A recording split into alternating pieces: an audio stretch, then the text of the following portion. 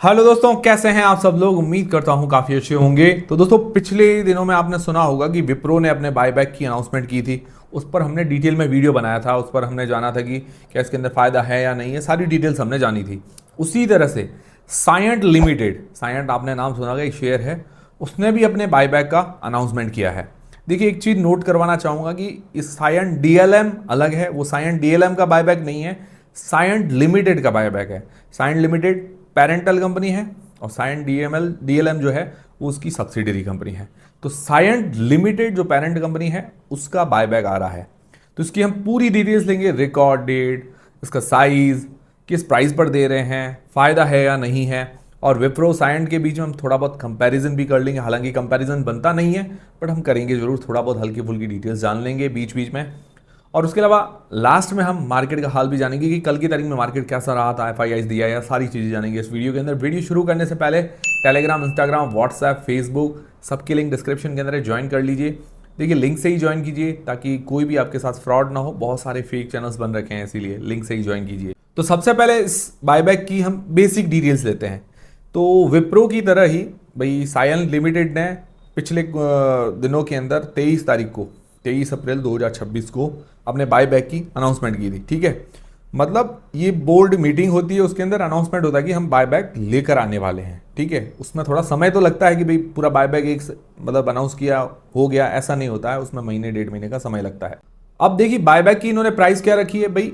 Buyback का मतलब आपको फिर वापस समझा देता हूं। कंपनी अपने शेयर जो है वापस बाय करती है, जो भी शेयर होल्डर्स होते हैं उनसे थोड़ा बहुत वापस बाय करती है, जिससे प्रमोटर की होल्डिंग भी बढ़ती है और बाकी कुछ और भी फायदे होते हैं कंपनीज को, और फ्लो बढ़ता है मार्केट के अंदर इनका। तो इनका बायबैक का जो प्राइस रखा है इन्होंने 1125 रुपए के आसपास। ठीक है, और जब इन्होंने बायबैक की अनाउंसमेंट की थी, जब इस शेयर का प्राइस चल रहा था 930 935 रुपए के आसपास चल रहा था लगभग। इन्होंने अनाउंसमेंट जो किया था तो 20% ज़्यादा का प्रीमियम दे रहे थे जब इन्होंने अनाउंसमेंट किया तब। ठीक है, और अभी लास्ट फ्राइडे को जो इसका भाव था 870 रुपए के आसपास, 870 रुपीज़ के आसपास। तो मतलब 25% ज़्यादा। अगर आज की तारीख में कोई बाय करता है, मान लो जब बायबैक आता है 1125 रुपये, तो 25% से ज़्यादा प्रॉफिट होता है।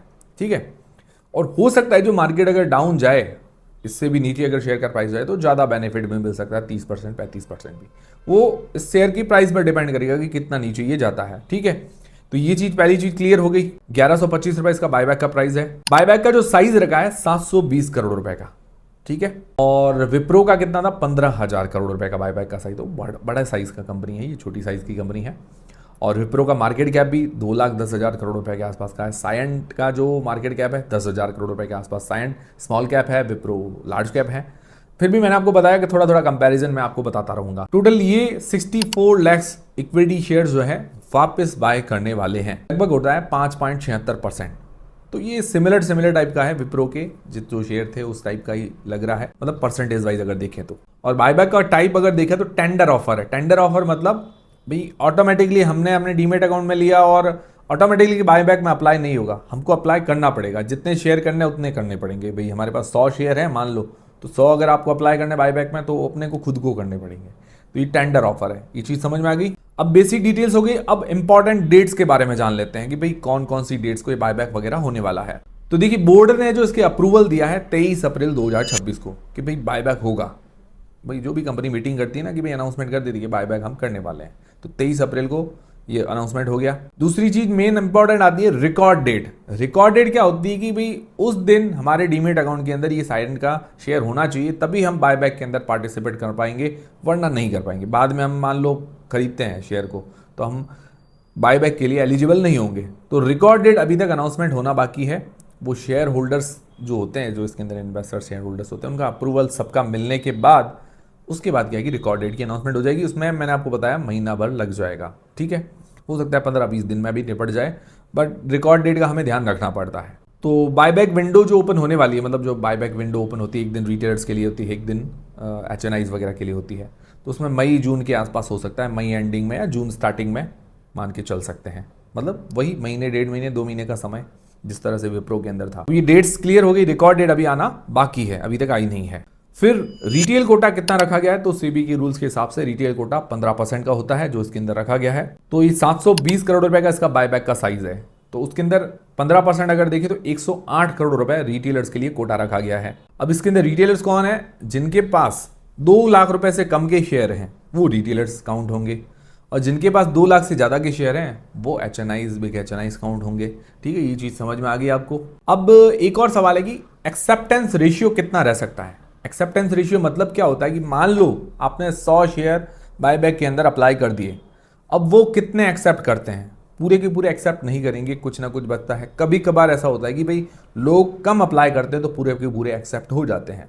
आईपीओ की तरह है कि भाई किसकी एप्लीकेशन लगती है, किसका आईपीओ लगता है, उसी तरह से बायबैक के अंदर कितने शेयर एक्सेप्ट किए जाते हैं। तो इसमें जनरली एक्सेप्टेंस रेशियो अगर पिछला 2019 को था, उस टाइम लगभग 70% के आसपास था।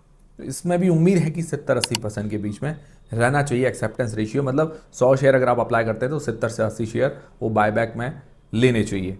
तो ये पॉसिबिलिटी है, और ये भी डिपेंड करेगा कि भाई रिकॉर्ड डेट के दिन शेयर का प्राइस क्या होता है। अगर 1000 रुपये के आसपास रहा तो एक्सेप्टेंस रेशियो ज़्यादा रह सकता है, और 1000 रुपये से थोड़ा नीचे रहा, मतलब जो अभी प्राइस चला 800-900, तो एक्सेप्टेंस रेशियो जो है वो बहुत कम रह सकता है, क्योंकि ज़्यादा लोग अप्लाई करेंगे। अब एक विप्रो और सायंट के बीच में अगर डिफरेंस देखें तो विप्रो के अंदर क्या है कि प्रमोटर खुद पार्टिसिपेट करेंगे, जो अजीम प्रेम जी है वो खुद पार्टिसिपेट करेंगे इसके अंदर, बायबैक के अंदर अपने शेयर जो है सेल करेंगे।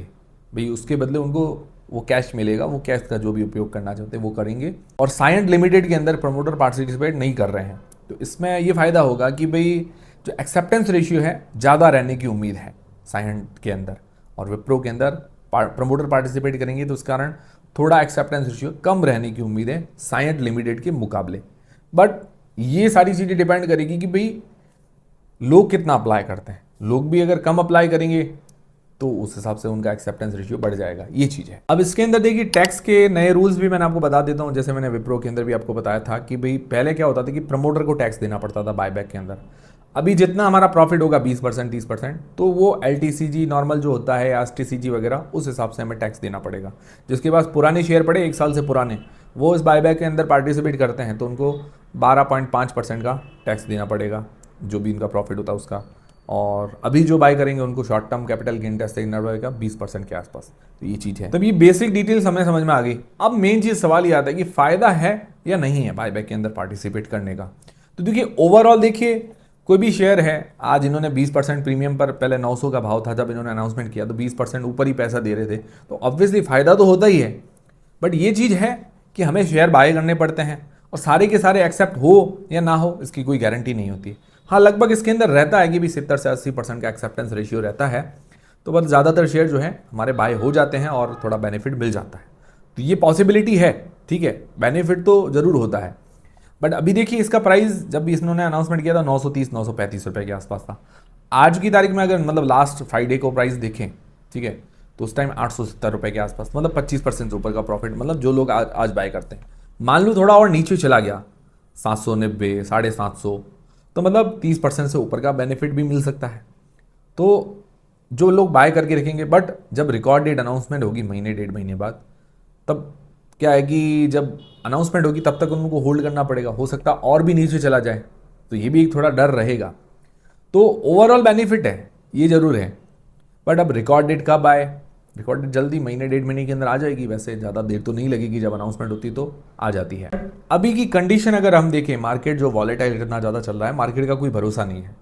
अब लोग यहाँ पे कंफ्यूज होंगे कि भाई किस प्राइस पॉइंट पर हम एंट्री बनाएं। भाई कि मैं, मेरी तरफ से कोई बाय और सेल का रेकमेंडेशन नहीं है, मैं भी ये नहीं भी कह रहा हूँ कि बाय बैक के अंदर आप पार्टिसिपेट कीजिए, इसकी वजह से कोई शेयर लीजिए, सिर्फ आपको जानकारी प्रोवाइड करवा रहा हूँ, ठीक है। तो कन्फ्यूज़न यहाँ रहेगा कि भाई मान लो आज हम शेयर बाय करने का सोचते हैं कि यहाँ से अगर हमने बाय किया तो हमारे 25% जैसा प्रॉफिट मिल जाएगा या उससे ऊपर का मिल जाएगा, ठीक है। अब कुछ लोगों के मन में आएगा कि भाई मार्केट वॉलेटाइल है, गिर रहा है मार्केट, तो हो सकता है शेयर का प्राइस और नीचे आ जाए तो हमें थोड़ा और बेनिफिट मिल सकता है। और मान लो शेयर का प्राइस, मार्केट सही हो जाए, शेयर का प्राइस वापस ऊपर चढ़ जाए, तो लोग फिर कंफ्यूज हो जाएंगे। तो ये कंफ्यूजन बना रहेगा। तो ये डिसीजन आपको बनाने की, आपको कब बाय करना है और किस तरह से पार्टिसिपेट करना है, मैंने आपको सारी जानकारी बता दी, ठीक है। हो सकता है कि भाई वॉलेटाइल कंडीशन है, मार्केट डाउन है, तो हो सकता है और नीचे भी हमें शेयर देखने को मिले, जैसे विप्रो का शेयर भी थोड़ा नीचे आया है। तो ये डिसीजन आपको बनाने की, अब आपको बाय कब करना है, ये डिसीजन आपको खुद को बनाना पड़ेगा, और ये असमंजस आपको खुद को सुलझानी पड़ेगी। हाँ, बाकी मान लो कि आपने 800 या इस हिसाब से बाई किया है तो आपके लिए बेनिफिट ही है। भाई 870 में भी बाई किया तो बेनिफिट है, 900 में बाई किया तो भी बेनिफिट तो है। और एक चीज़ ये रहेगी कि भाई इसका प्राइस रिकॉर्ड डेट तक अगर 1,000 रुपये के आसपास रहा, रिकॉर्ड डेट जब आएगी तब, अभी नहीं, तब 1,000 रुपये के आसपास रहा तो लोग कम अप्लाई करेंगे, तो एक्सेप्टेंस रेशियो ज़्यादा रहेगा, उसमें बेनिफिट ज़्यादा मिलेगा जिन्होंने अभी बाय कर लिया पहले से ही, ठीक है। और रिकॉर्ड डेट आएगी तब इसका प्राइस अगर यही जो सेम चल रहा है 870, 900 या 950 के आसपास रहा तो लोग ज़्यादा अप्लाई करेंगे, एक्सेप्टेंस रेशियो उस टाइम कम हो जाएगा, तो थोड़ा बेनिफिट कम होगा, हल्का फुल्का, ज़्यादा डिफरेंस नहीं होगा। तो ये चीज़ दिमाग में रखते हुए चलिएगा। बाकी हाँ, ओवरऑल देखा जाए तो भाई बेनिफिट ही है, बाकी मेरी तरफ से कोई बाय सेल का रेकमेंडेशन नहीं है। बाकी मैंने आपको बताया Wipro large cap company 2 lakh crore रुपए का मार्केट कैप है, सायंट लिमिटेड 10,000 करोड़ रुपए का मार्केट कैप है, स्मॉल कैप कंपनी है। विप्रो के बायबैक 15,000 करोड़ रुपए का है, सायंट लिमिटेड का 720 करोड़ रुपए का है। तो ऐसा नहीं है कि भाई छोटा है तो उसके अंदर क्या है कि एक्सेप्टेंस रेशियो कम रहने वाला, ऐसा नहीं है। उसके शेयर होल्डर्स ही उतने ही होंगे, अप्लाई करने वाले भी उतने ही होंगे। अब वो बड़ा साइज है तो उसके शेयर होल्डर्स भी उतने हैं, अप्लाई करने वाले भी उतने रहेंगे। तो मतलब रेशियो के हिसाब से देखा जाए तो वो सेम ही चीज़ रहेगी। बट हाँ, एक्सेप्टेंस रेशियो इसमें ज़्यादा रह सकता है सायंट लिमिटेड के अंदर, क्योंकि इसके अंदर प्रमोटर अभी कम पार्टिसिपेट कर रहे हैं, तो ज़्यादातर जो बायबैक होगा वो पब्लिक के लिए होगा, ये चीज़ है। तो ये हो गया सायंट लिमिटेड के बायबैक की पूरी डिटेल्स। कुछ और चीज़ अगर समझ में नहीं आए तो मुझे कमेंट करके ज़रूर बताइएगा, और सारा वीडियो क्लियर हुआ है तो वीडियो को लाइक ज़रूर करें, कमेंट करके ज़रूर बताएं, और अपने दोस्तों के साथ भी शेयर करें ताकि हमें भी मोटिवेशन मिलता रहे। अब बात करते हैं मार्केट की। तो कल की तारीख में मार्केट में ज़बरदस्त गिरावट थी।